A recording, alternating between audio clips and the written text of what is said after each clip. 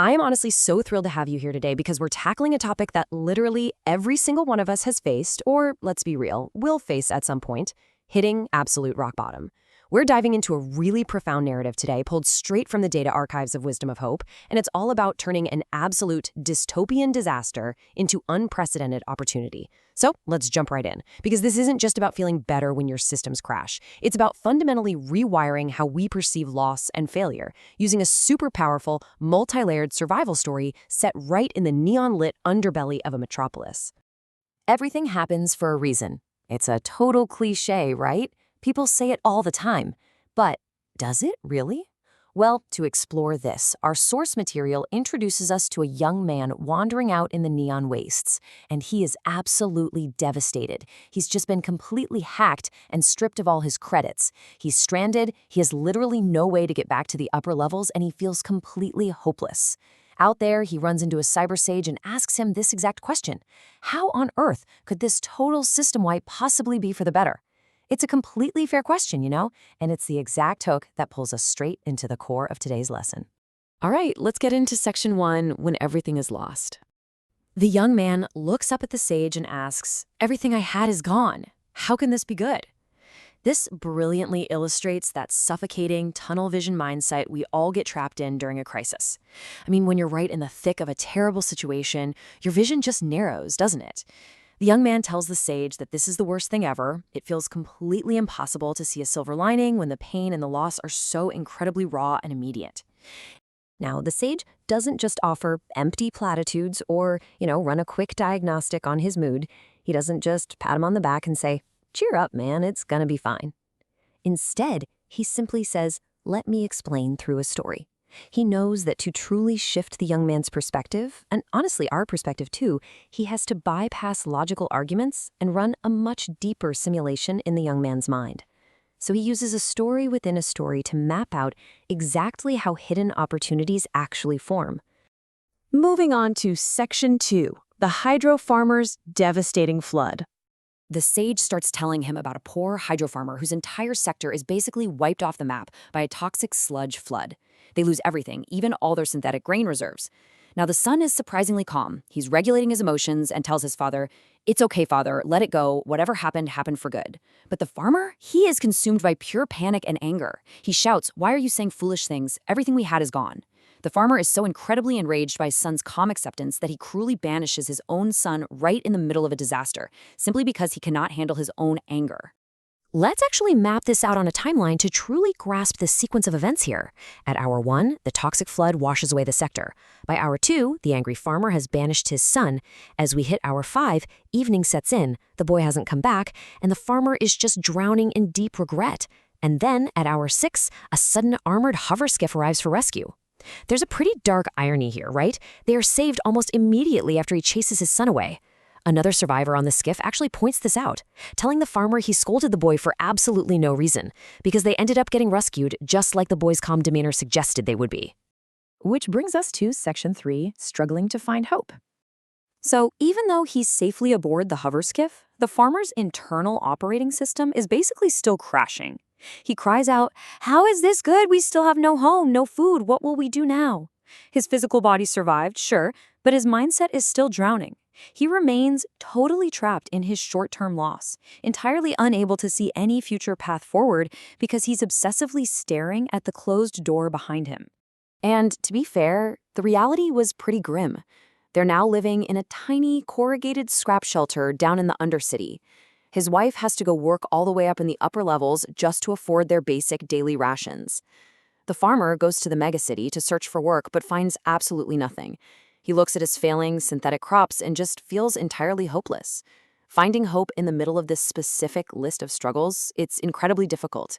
His wife tries to console him, urging him to try again, but the heavy weight of the situation is just undeniable. But then we hit the turning point. The farmer goes out to search for work again, and on his way back, he meets a tech monk of his own. The farmer just pours out all his miseries, the sludge flood, the lost hab unit, his vanished son, and the monk, he tells him that all of this happened for the good. Naturally, the farmer gets angry all over again. But the sage remains super calm, raises a hand and says, "The answer to all your questions will come with time. Don't worry." This introduces the mandatory ingredient of patience. You simply cannot rush the revelation of a silver lining. Now, for Section 4, time reveals the plan. So, here's how the trajectory actually shifts. Step 1, he finally gets a contract working at a wealthy megacorp executive's tower. Step 2, the executive turns out to be really fair and pays him very well in credits. Step 3, the executive actually offers the farmer a secure hab unit nearby to live in. See? Persistent effort, when you combine it with just a little bit of time and patience, eventually reboots the system. The farmer is finally getting back on his feet. And then, one cycle while he's at his new hab unit, there's a knock at the door. He opens it, and who is standing there? His son. The banished son returns. The farmer is absolutely shocked and, of course, overjoyed. This is the big emotional payoff of the story, but it also comes with a massive revelation about how things actually work out behind the scenes. The son explains exactly where he's been all this time. Step 1. After being chased away, he went straight to the megacity. Step 2. He secured a small job. Step 3. He diligently saved his credits. Step 4. He used those savings to start a little neon noodle stand. How cool is that? And Step 5. Slowly, he built a much better life for himself. So the really crucial point here is that the devastating banishment by his angry father was actually the exact catalyst the son needed to leave that vulnerable lower sector, go to the city, and build his own independent success. All right, shifting gears to Section 5, the Philosopher's Stone. So back to the young man. He listens to the whole story, but he pushes back. He says, okay, but in my case, everything was stolen. What good is in that? I absolutely love this part of the source material because it perfectly validates our own skepticism. The young man is basically saying, hey, great story about the farmer, but my suffering is happening right now, to me. How does a cool story fix my hacked accounts? He challenges the relevance of the lesson to his own immediate pain. And this is exactly where the sage reveals the massive twist. The sage smiles and says, actually, I found something out here in the wastes. Take this. He hands the young man a glowing artifact. It's a philosopher's stone, a legendary high-tech energy matrix that literally transmutes ordinary scrap metal into pure, solid gold elements. No way, right? It is an unbelievable, totally life-changing treasure. Let's look at the young man's timeline now. Day 1, hackers steal everything he has. Day 2, he's wandering completely lost and miserable in the neon wastes. Day 3, because he's lost, he randomly bumps into the cyber sage. Day 4, he receives the philosopher's stone. The young man realizes it himself. If he hadn't been hacked, he never would have entered the wastes. If he hadn't entered the wastes, he never would have met the sage. And he never, ever would have found this immense wealth. The devastating digital robbery was literally the mandatory first step to his ultimate fortune. And finally, Section 6, the power of resilience.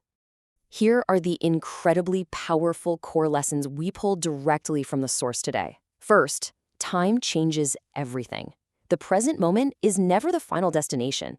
Second, painful moments always pass. The storm eventually runs out of rain. Third, the worst situations often lead to something so much better. Just like the sludge flood led to the son's successful noodle stand, and the hack led to the philosopher's stone. And finally, life has a bigger algorithm that unfolds slowly. You just have to give it the time it needs to reveal itself. But listen, if there is only one highly practical piece of advice you take away from this entire explainer today, it needs to be this. Never make decisions in bad times that you're going to regret later. Remember the farmer? He let his panic and his anger completely control him, and he banished his own son. He created a secondary trauma simply because he couldn't regulate his emotions during the primary disaster. So, when your systems crash, just breathe, wait. Do not make permanent choices based on temporary panic. I want to leave you all with this final provocative question. What hidden opportunities are waiting in your worst moments? The next time you find yourself facing an absolute system crash in your own life, I challenge you to look past the immediate loss. Remember the hydro farmer, remember the young man out in the neon wastes, and seriously ask yourself, what is this making room for?